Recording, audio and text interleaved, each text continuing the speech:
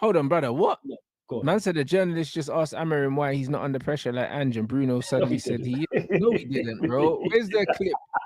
Where's the clip, man?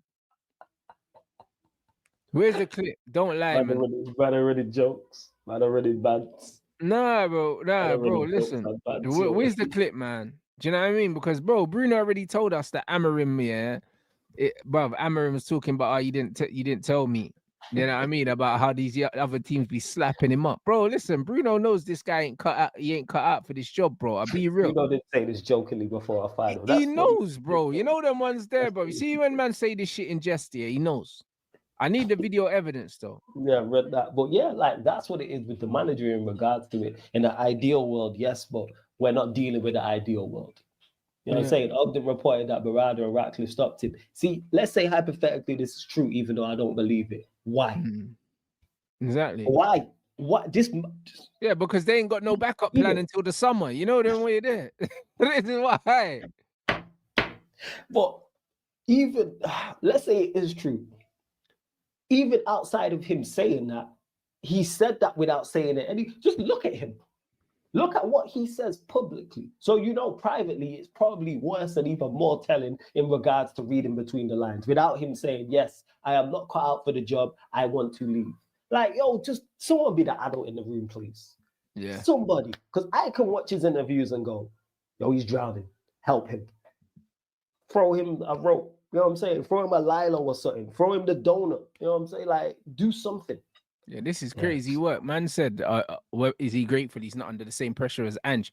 And man said he is, bro. It's facts. How do you mean same pressure as Ange? You're under more pressure than Ange. Because this is Man United, bro. Like, Tottenham don't win trophies. So if Tottenham don't win another trophy, everyone's like, oh, Spursy, bro. If we don't win to Spurs, it's rare. Look at our season. And we lost to Spurs, bro. Yes, yes. You know what I'm saying? Because we know that Ange is leaving regardless. That's the general consensus. That's like whether right. Ange wins or loses. Like if we knew Amorim was leaving regardless of the victory, regardless of winning or losing the final, he'd be under less pressure because it's like you're on the way out. It's because it is unknown. There's so many question marks about it. Like reports coming out saying Barada and Ratcliffe had to stop man from resigning. That's crazy. I don't know how reliable Matt Ogden is, but that is mad.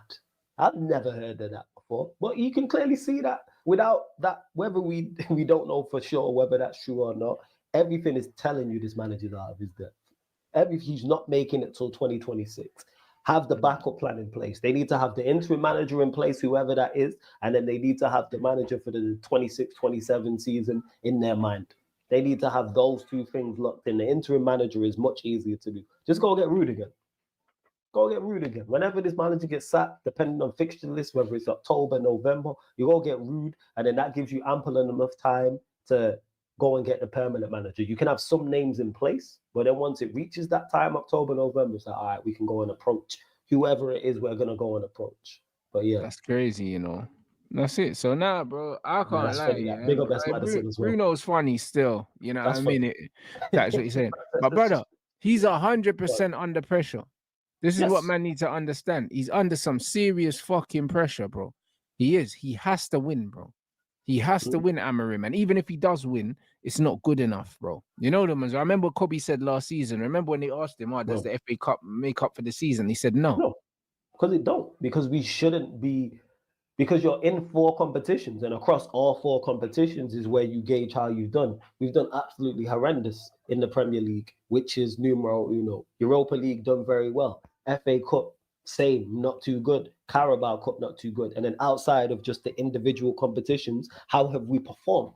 The performances have been dreadful. The results have been dreadful. The individual But this is the worst thing about Amorim. The thing is, the reason why I refuse, to give this manager time is exactly that. What's that? The performances have been shit. Like, bro, like, if the performances were good, but I thought it was lack of player quality why we weren't winning games. Yes. And the football was great, but they were getting into positions and then the final pass wasn't good or the finishing wasn't good. Then I could say, you know what? I could see what he's building, the framework. Just give him better players. This guy picks the wrong lineups. The football's diabolical. The substitutions, bro, we need a goal. He's bringing on 2 centre-backs. Do you know what I'm saying? Like, the bread doesn't show any variety in his substitutions, bro. Like, never have I ever seen, never ever seen we need a goal, and he says, you know what? I'm gonna take a player off, do this, do that. And Nah, put on nothing. attackers. It's do you know what I mean? The most fucking expansive he got was I'll put Maguire up front. Leon, that was the most game where it was kind of like, all right, he's just gonna through Maguire forward, put on Mano, and then we kind of just went for it and ended up scoring the 3 goals. But yeah, like you mentioned there, it's the performances that I look at, man. The performances that you the manner of everything's embarrassing, my brother. Yeah, and you've gone backwards from the start, because what I liked about you at the start is I always references the Manchester derby where you dropped Rashford and you dropped Garnacho. That's a statement of intent. Hey, poor performances will not be tolerated here. We didn't see Rashford again. Garnacho didn't start the next 4 games. So I'm like, okay, carry on like this, despite the results after the Manchester derby being poor. I liked the principles you are setting in where poor performances will not be tolerated. But then you've just done a complete 180. And now players will perform poorly for months upon months, and you don't change it. Who's the last player who got dropped? You don't drop anybody for poor performances. And then on top of not dropping anybody, you don't even experiment. If our results were exactly the same and our performances were this shoddy, but he had experimented, I'd give him more leeway. I'd go, bro, that's it. Why haven't we seen Xerxes and Hojlund together? Why have we not seen it, bro? We saw Hojlund and Maguire before Xerxes and Hojlund, bro. Do you know how crazy that is? And that's another thing, because he switched it up, because we seen it where we played like the 3 false 9s when we beat Everton, and we never seen it again. Where it was Bruno, Xerxes, Rashford, and we ended up battering Everton 4-0 at OT. We just not seeing a mix. Why is it taking us so long to see a mass? Why did it take us so long to see Casemiro with Agate? Try Casemiro with a youth player in the pivot. Try Bruno with a youth player in the pivot.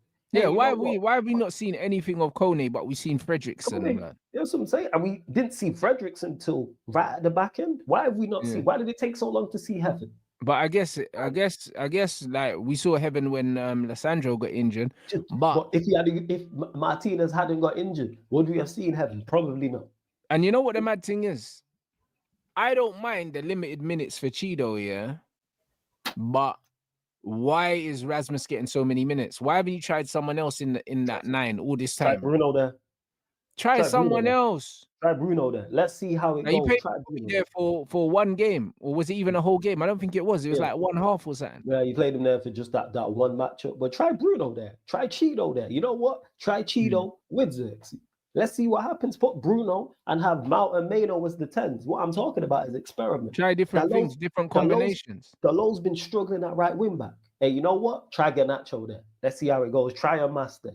But there's been no variation whatsoever. And you've continued to put out the same dusty lineups and expecting different results and then looking stressed. That's why there is no defense. Like I said, he's not making it to the summer of 2026. So the board just need to make sure they have a plan in place. But bro, man can say he's exposing Rasmus. Yeah, you expose him by not playing him, bro. We've seen him already last season.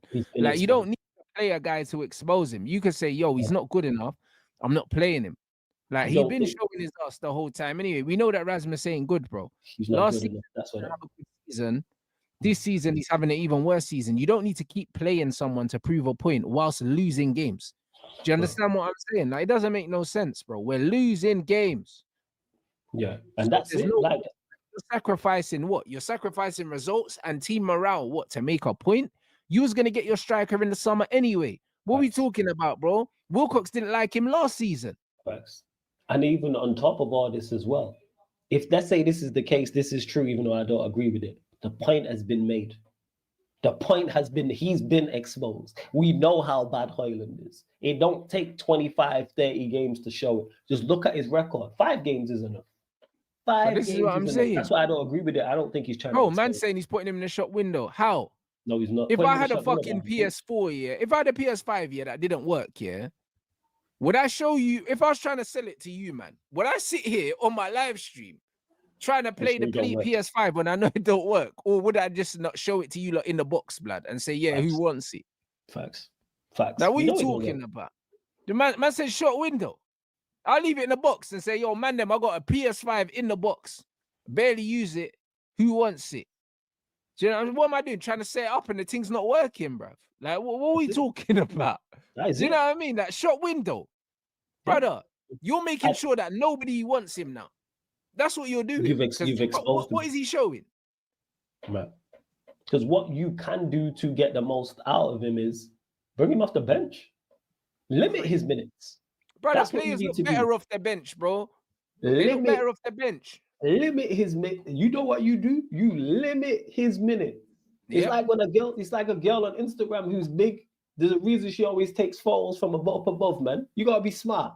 Angles, you gotta limit the angles, man. You gotta limit the angles, yo. That's what you have to do. That man always do the CCTV angles, bro. Do you know what I'm saying? Because they don't want you to see nothing, bro. You know what I'm saying? This is exactly what they do because they don't want man to know. That's exactly what you got to do with Hojlund. Limit his minutes, 10, 15 minutes off the bench against tired defenders. He might nick a goal or two. It's like, you know what? He's all right. That's what you have to do. This is what I'm saying. You bring him off the bench, he nicks a goal, and then, you got the impact sub gas. You know them ones there, like what happened with Mount. Man brought a Mount scored a couple goals. It's what we initially did with Garnacho. Off the bench, he looked half decent. And then you know what we did? Played him for 30 games in a row. And then we realized, hey, you know what? This guy ain't got nothing to his game. Yeah. That's what it was. And this is it. Man. So you don't need to be playing this guy. This guy's a fucking fraud, mate. You know what I mean? And the more you play him, the more you diminish his value. Yeah, absolutely. Absolutely, goddamn. That's what you need to do. So people need to stop with this stuff. Like there's absolutely no excuse for this manager to be playing Rasmus Hojlund as much as he plays him, bro. Like point proven a long time ago, my bro. Like what are we doing here now? Months ago. It was proven before the year's out. It's the 20th of May. We're almost 6 months into the year. We're closing in on 6. Point has been proven, man. Point has been proven a long time ago. Don't need any more, man. We know he's dreadful. Now, like you said, you're sacrificing results, team morale, and potentially your job for what? Potential transfer targets for what? Like, what are you doing? Extra money for what? Or to let him know. If that's the case, the board want you to fail anyway. You shouldn't have to do that. Leave. Yeah. What kind of work you have to, rather than telling the people you work for how bad the tools are that you have to show them how bad they are. What kind of institution are you running? That wouldn't happen anywhere else. Nonsense. Yeah. Nonsense.